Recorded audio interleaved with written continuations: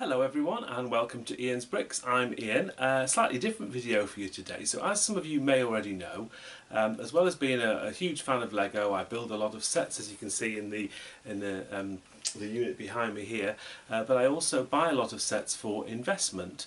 What that basically means is I will buy sets, I will keep them sealed, and then for me anyway, I will normally hang on to those for a period of time, and then with a plan to selling those sets on for a profit in the future.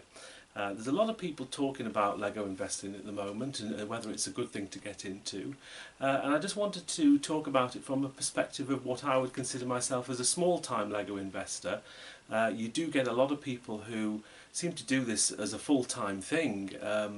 You know, they sell stuff to Amazon and Amazon sell it for them, and do it sort of just huge quantities. They buy, you know, tens, hundreds of the same set, and then sort of sell them on, and it's a big thing. But I think if you just sort of like me, if you have a full-time job, which I do, and you just sort of do this as a side thing, there are ways that you can make money as well, but I just thought I'd come up with sort of my guide to some tips that people sort of might be interested in if they're sort of in a similar position to me where they do have another job, full-time job, but maybe want to do a little bit of Lego investing on the side.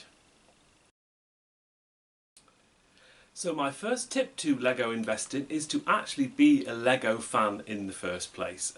For me it would seem very, very strange somebody getting into this just because they've heard that you can make a lot of money from buying and selling Lego, but actually not really be a fan of Lego. I think for me it's like anything that people get into collecting, whether it's stamps, whether it's antiques, whether it's comic books, whatever that is. I think you have to have an interest in that particular subject. I know a lot of people used to have Lego as a child, like I did, but I think you still have to have that sort of interest in Lego, because you're going to be spending, even if you are doing this on a small-time, a part-time basis, you are still going to spend a lot of time looking at Lego websites, buying Lego, going into shops buying Lego. So you're going to be wanting to sort of spend a lot of time researching, looking into it, Facebook groups, things like that. So you've got to be a fan of Lego. As I say, I do this as a sort of a side thing really. I do still love to build Lego sets. I'd love to build all the Lego sets, but I just don't have the time, the space and the money to buy every single Lego set that I want to have.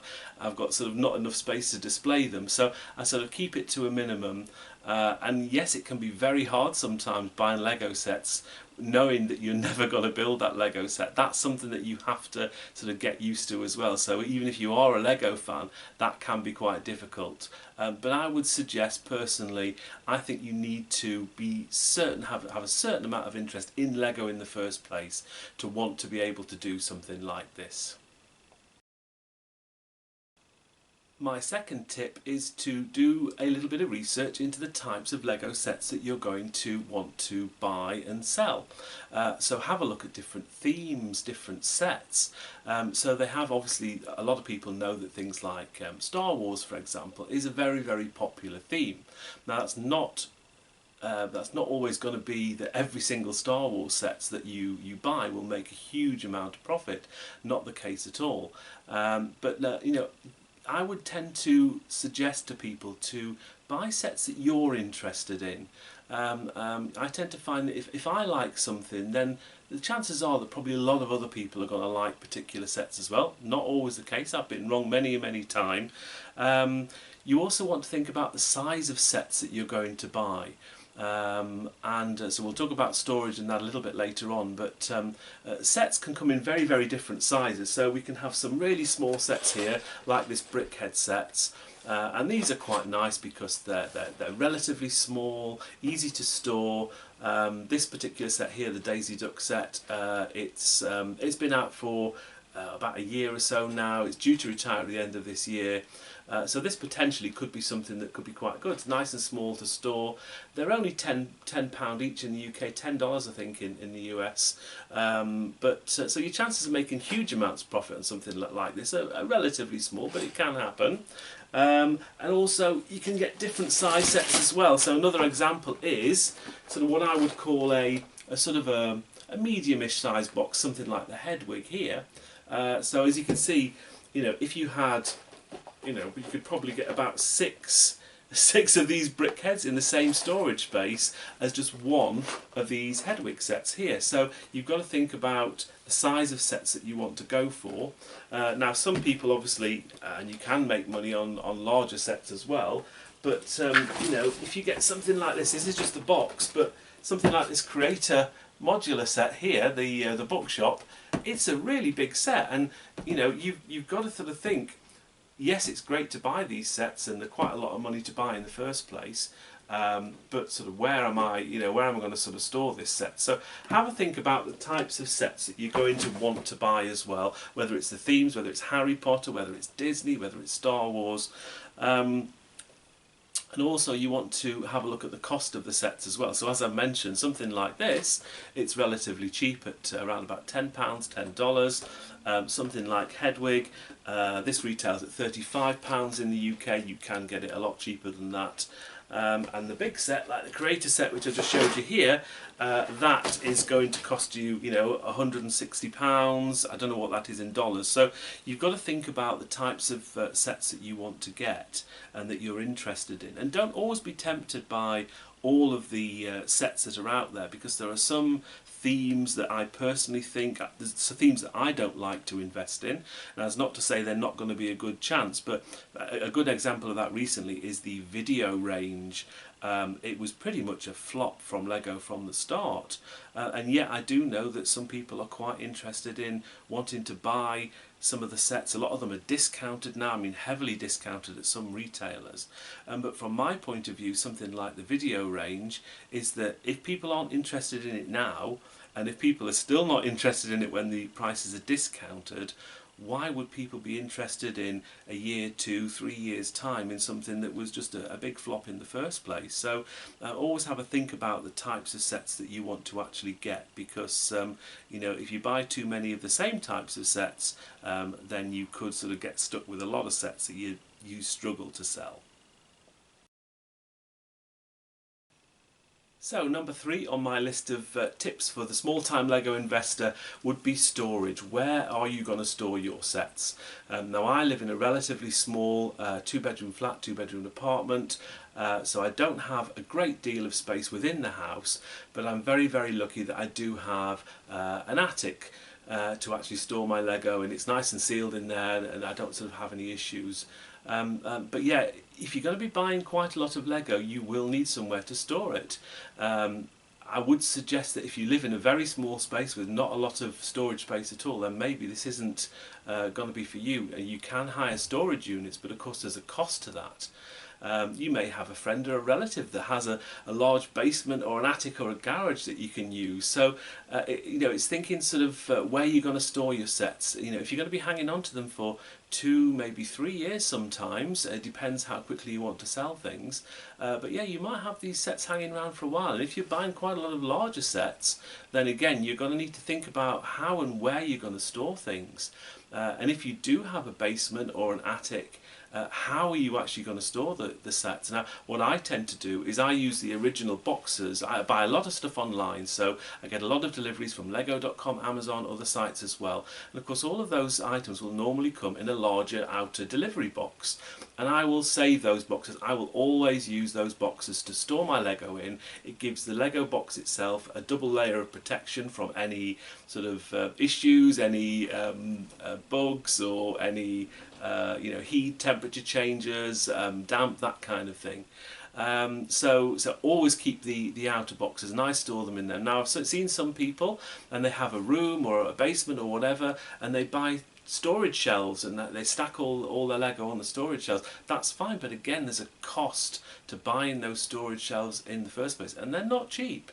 I mean, even something like this, which I managed to get on the second-hand market for fairly cheap, was great. But you're going to need a lot of these if you're going to be sort of storing a lot of Lego sets in different rooms and things. So think about where and how you're going to store items as well, because there can be a cost involved in that. Number 4 on my list of tips is you've got to have a plan as to how you're actually going to sell your Lego sets. So it's okay buying loads and loads of Lego sets and storing them away and hanging on to them, and then a couple of years think, right, I'm going to sell those, but you need to think how you're going to sell those. Now, one obvious answer is to sell them on eBay. And eBay is a great place to sell Lego sets. I've sold Lego sets on eBay in the past and I've done okay out of it, but you obviously have costs and charges, and there are different ways of selling things. You could sell things on an auction, or you could sell it as a buy it now, so you set the price of the actual item. So you might need to do a bit of research on eBay before you start selling stuff. There are other ways as well. There's Facebook Marketplace, there's local selling things as well. You could even do them at sort of flea markets and boot fairs, but I would probably suggest against that, because you tend to find those kind of places people are going for a bargain. So with Lego investing and reselling, you're pretty much wanting to get the most that you're able to get for an item, and just selling things at a local flea market or a car boot sale, you're probably not going to get the right kind of person interested in the set that you're going to sell. That's not to say that it doesn't work, but it's not something I would do. Now, I've been going, you may have seen from a previous video, I went to a Lego fair last year, and I'm planning to go to quite a few more this year, where I actually buy a table, and I have a stall, and I sell my Lego items, and everybody else within the fair is sort of toys or Lego or whatever. So there might be local places that you can sell that. And the reason why I do that, or I have been doing that, is that I'm not a huge fan of boxing things up when you sell things on eBay and having to post them, and there can be issues with delivery and things going missing, things getting damaged as well, because obviously you're selling something that's in pristine condition, boxed, sealed. The person is going to want to receive it in that condition as well, and of course there can be some delivery services that maybe aren't very good, and things do get damaged, things do go missing, it happens. So just sort of be mindful of how you're actually going to sell things. A few of the larger resellers actually sell stuff on Amazon, and you know, they do great at doing that, but I think their volumes, if you're going to sell on Amazon, you have to have a very high turnover and volume. You have to become ungated. I don't quite understand how all that works, but there's certain stipulations and criteria that you have to meet before you can sell things on Amazon. I mean, again, you can look into it, do your own research, but for me, Amazon is something that I probably won't be selling on, just because my volumes are so small. I do buy a lot of sets, but I only have one or two of each set. I don't have huge volumes. So, people buy 10s, 50s, hundreds of the same sets, send them all off to Amazon, and yeah, you can do good on that, but it's a lot of time, a lot of effort, and to get there in the first place to sell on Amazon is very, very difficult. Number 5 on my list of tips for the small-time Lego investor is to watch your spending. It's so easy. Trust me, I know. It's so easy to spend a lot of money on Lego. It's great. It's one of the things that I like doing. I like to get a good deal. I like to diversify, buy lots of different sets, but you've got to sort of budget yourself. So I work full time, I have a full-time job, and I've got the normal things to pay. I have rent to pay for, food to pay for, petrol, gas, all that kind of stuff. So I have a certain amount of money that I know that I can sort of put towards Lego each month, and I kind of stick to that. I think if you're on a tight budget, you really do need to be careful of this. You really don't be wanting to overspend. It's so easy to do. It's very tempting sometimes. You see a fantastic Lego offer where an item's reduced from, say, £200 to £150, and you want to get that because you know that that'll do well. But if you don't have the money in the first place, it's probably not the best time to buy. You've got to make sure that you are not overspending. Some people I've heard talk about using interest-free credit cards to buy things on, and this, that and the other. Again, buying things on credit cards is fine, but which I always do. I always buy all my purchases on a credit card. However, I always pay that credit card bill off at the end of each month, because so I don't incur any charges. Even if you're going to be buying something on interest-free credit cards or whatever, and it's say 6 months or even a year, well, the chances are that you might not even get round to selling those particular Lego items within that 6 months to a year. So then, of course, you're then going to have to, if you've not paid your credit card bill off, you're then going to have to, start thinking about, I don't want to start paying extra interest and things. So be very, very mindful. Set yourself a budget, and stick to it as well. You've got to be very, very disciplined. It's so easy to just spend, spend, spend. It's so, so easy to do that. So just be very, very careful. Do not get into debt over it, because as soon as you start getting into debt and having to pay fees for debt, then you sort of, then it's kind of pointless doing it. All the profits that you make from your Lego are going to go towards paying off your debt. So if you don't have much of an expendable income at the moment, again, I wouldn't suggest that something like Lego investing will be something wise for you to do. Number 6 on my list of tips for the small-time Lego investor is to do your research. It's so, so important to not rely on really what other people say, but do your own research about things. I mean, it's great watching a video like this where I'm giving you suggestions and ideas, but there's loads of other ways that you can do. There's loads of places on the internet, Facebook groups, things like that. Don't expect people just to tell you which sets are the best things to buy and which will make you the most money. I see that quite a lot on a few Facebook groups that I'm on. I said people just sort of post a picture of a new set and say, what do you think about this set for investment? And it's like, well, what do you think about it? Well, do you like it? So, have a look at sets. Stick with your gut. If you think an item thinking, oh, I quite like it, it could do well, but you're not sure, maybe avoid something like that. Go for something that you like, something that you think, okay, well, that's maybe due to retire at the end of this year. It's on sale at the moment on Amazon. It's 25% off, 30% off. Maybe I'll get myself a couple of those. But have a look around different sort of groups and things, chats with people, get a feel for the types of sets that do well. And of course, another thing as well is just sort of be mindful is if a set is, for example, readily available on somewhere like Amazon and it's always discounted, and the chances are that a lot of other people will have also bought that set and bought multiple copies of that set as well. So it's not always a good thing to go for the sets that everybody else is talking about. The trick is with Lego is to maybe try and find those niche markets, those things, those sets that people maybe aren't buying multiple quantities of. Quite often you can get sets that maybe aren't available ever at discount. And because they're not available at discount, not many people buy them. So, things like, for example, I've talked about this already, the Brickhead sets. In the UK, Brickhead sets generally aren't available anywhere else apart from Lego.com, maybe one or two places. They're very, very rarely discounted, unless they're not very, very well selling Brickheads. But they do tend to do reasonably well on the secondary market.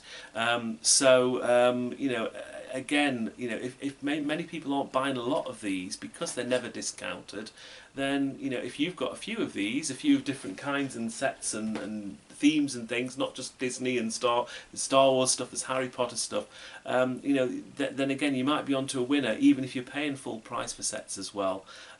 Just because you've done your research and you think, well, maybe people aren't buying into this. So don't expect everybody to give you all the answers that you need. Do your own research, have a look around, and if you think something sounds good, then buy it. If you're not too sure about it, then it's probably best avoided. So number 7 on my list of tips for the small-time Lego investor is to make the best use of discounts, promotions and cashback as well. So different websites will have different promotions. So in the UK there are some Lego sets that are available on Amazon.uk and they can be discounted quite heavily sometimes, and the price will fluctuate. So you can get one set that's recommended retail price is say £50, and quite often it'll go down to £40 on Amazon, and then I'll have a Black Friday sale, it'll be sort of £25. So even the prices on Amazon do fluctuate quite a lot. It depends what they've got in stock. Have a look at other sort of websites as well. So in the UK you have things like Hamleys, John Lewis, Smith's Toys, loads of different places you can get Lego. They do have occasional sales and discounts Offer codes, look out for those as well. In stores as well, a lot of these sort of larger chain supermarkets, they occasionally have deals on Lego. And I know in the States, places like Target and Walmart, they have sort of special promotions there, discounts. So have a look round, be aware, do your research again, have a look into where the discounts are, what's available, you know, how big the discounts are as well. Obviously, the bigger the discount you can get on something, the less you paid for it, and so when it comes to selling this item, whenever you sell it, you know, the chances are you'll make more of a profit as well. Have a look for promotions as well. Gifts with purchases. I've got a couple here of the recent ones from Lego.com. So I do buy items from Lego.com. Generally, things on Lego are full price. You very, very rarely see discounts, especially in the UK. Occasionally, but they tend only to be on sets that nobody else wants, like video sets that I've already talked about, or some of the brick sketches, which haven't been popular at all. But what Lego will do is they give away promotions. So spend a certain amount of money, and you get like a free poly bag like this. I think you had to spend, was it about £40–50? I can't even remember. But anyway, so they have limits on how much you have to spend, and I think you had to spend over £80 to get this set as well. And they were doing these promotions at the same time. So if you spent £80 from Lego.com, you got both of these. Now, even though something like this poly bag would probably be only worth about £3 or £4, but you know, it's still got a value to it. It's still worth something.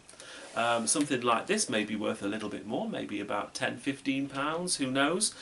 So again, sort of be aware of when they are doing promotions and what the promotion is and what you have to buy. Sometimes the Lego will do a promotion where you have to spend a certain amount of money on a certain theme. And that's not always as good a deal as you get. So have a look at the promotion that you get in, see whether you think it's worth it, and you know, if it's good, go for it. Lego also do a thing called VIP points. If you're not already if you've not already got a VIP points card or whatever, get signed up straight away. It basically, I think it's about 5% off every purchase. So every £100 you spend in the UK, you get enough points which are equivalent to £5 off your next purchase. So literally every time you're spending on Lego.com, you get in these VIP points, and they add up over a period of time. And if you get enough of them, you can put them towards getting a voucher, or you can get some special items sometimes as well. So again, do your research, have a look around, and it's definitely worth getting things like VIP points. And there's also, in the UK, and I'm sure they have this in other countries as well, is cashback websites. So whenever I buy anything off Lego.com, or Hamleys in particular, I always do my sale. I do it on my phone, but I do it through a site called Top Cashback. And there are other sites like Quidco in the UK, which I tend not to like. I don't like that as much for whatever reason. Top Cashback works for me, but again, there may be other cashback sites available, and obviously whichever country you're in, you'll have your own cashback sites. And the level of cashback will depend, but it does add up over a period of time. And I've been using cashback now only for about a year and a half, and I do buy a lot of Lego. I'm aware I buy a lot, but I mean, I've had over £200 worth of cashback from all of the different cashback sites. And it's not just Lego that I buy, it's, you know, accommodation if I go buy something from the Travelodge, or another website I use is I buy flowers for my mum sometimes, and that website, they can get cashback off that. So you can get other forms of cashback as well. It doesn't have to be just on Lego, but I use that cashback, I turn it into Amazon vouchers, and then when I buy things off Amazon, I then just, you know, it just lowers my price of the items that I'm buying. So always have a look around, be aware for offers. There's always sort of certain promotions at certain times of the year. Lego do double VIP point sales quite often, 2 or 3 times a year.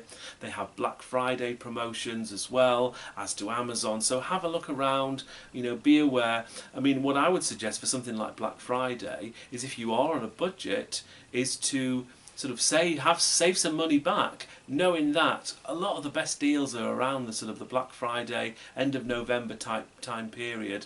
You know, so save a bit of money before that time. Maybe hold off buying anything else, because you just know that when you get to Black Friday, there'll be a load of fantastic deals, and so, you know, you'll need the funds available then to be able to buy those fantastic deals. There we have it then. So my 7 tips to the to being a small-time Lego investor. Look, I mean, at the end of the day, it's only just a guide, sort of some of my opinions. You may have different opinions, and that's fine. You know, I think you do need to be a Lego fan to be able to want to do something like this. I would find it quite dull if I was you know, investing in something that I just wasn't interested in. For example, comic books. I mean, they're okay, but they're just not my thing, and I wouldn't know enough about it to want to be able to do something. And I know a lot of people do, and they make a lot of money of it, but I'm just not that interested in comic books. Lego, on the other hand, I've been a fan for years. I love the stuff. I buy loads of it, buy far too much of it. So, you know, be a Lego fan. Look at the type of sets that you're going to want to invest in as well. Not all themes are as good as other themes. Themes like even something like Lego City, which has been going for years, and they have lots of fantastic sets. There are some Lego City sets that Lego are always producing, so they always have a police station, a fire station, fire cars, police cars, all that kind of stuff. So maybe avoid that kind of thing, because you know that Lego are just going to keep churning these out year after year, doing different models. But if you can get something from the Lego City range that's unusual, like say the Picnic in the Park set that's out at the moment, that's quite new. That's unusual just because it's just a slightly different theme. Lego Hospitals tend to do quite well because they don't tend to release many of those. So there are certain city sets that may still do quite well, even though generally the city theme isn't probably your best level of investment. And likewise Star Wars, something like Star Wars, which people always say, oh yeah, Star Wars is great, but not every Star Wars set is going to make you a lot of money on the secondary market. You're going to need to do your research as to, like get my teeth in, the Millennium Falcon. They do lots of different sizes of Millennium Falcons, and they sort of do a mid-range one, but they're always again reproducing this, and it's, you know, why would you buy a Millennium Falcon from 10 years ago, which is almost identical, if not a worse model, than a set that you can buy now for half the price? So, you know, just be mindful of the fact that Lego do reproduce items. They do make the same items again. A good example of that is the Lego Ideas, the Saturn V rocket from the Ideas range. I love Ideas sets. I think they're a great thing to invest in. Yeah, that was such a popular set. They retired the set. I've got a couple of those. But then they re-released it almost identical to what it was in the first place. They give it a different serial number, but the set was pretty much the same. And that's still on sale now. So those Saturn V's that I bought 4 years ago, I can't do anything with at the moment because, you know, there's no profit in what I bought them for. So, you know, just be careful. Not every single item that you buy from Lego is going to make you profit. So just be aware of that. Don't be too disappointed if you're not making the 50 and 100% profits that a lot of people sort of talk about with Lego. Think about your storage, think about where you're going to store these items, how you're going to store them, where you're going to store them, are they going to be safe? If you've got a lot of items, make sure they're insured as well. Have a plan for how you're going to sell things. Whether it's eBay, whether it's Lego fairs, but you know, do a bit of research on how you're going to sell things, because there are hidden costs as well. So even if you sell something, buy something for £50, $50, sell it for £100, $100, there are eBay fees, there are postage fees, there are other fees as well. So just be mindful that you might not always get that sort of full sort of percentage increase or percentage sort of profit that you may be expecting. Check on your spending as well. Don't overspend. Don't get into debt doing this. If you get into debt, then you've completely lost the point. You know, this is about sort of making money over a period of time.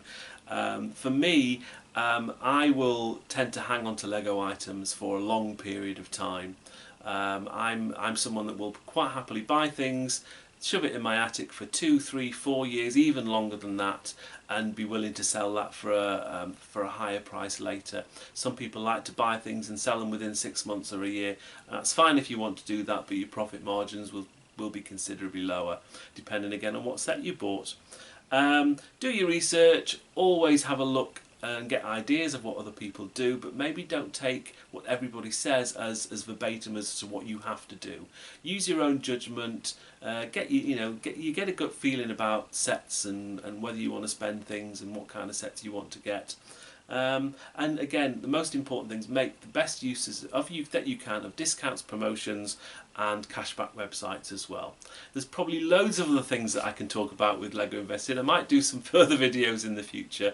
I hope this has given you a bit of an insight of how I do Lego investing as a sort of what I consider a small-time Lego investor, and hopefully I've given you a few hints, tips and ideas of what you might be able to do if you sort of maybe just getting into this, or if like yourself you've been doing this for 2 or 3 years but you're still sort of getting your portfolio of Lego sets sort of into place. Thank you very much for watching this video. I do appreciate it. Please like and comment if you haven't already. Thank you as always to all of my subscribers. It's so much appreciated. Thank you for watching, and as always, take care and happy Lego investing.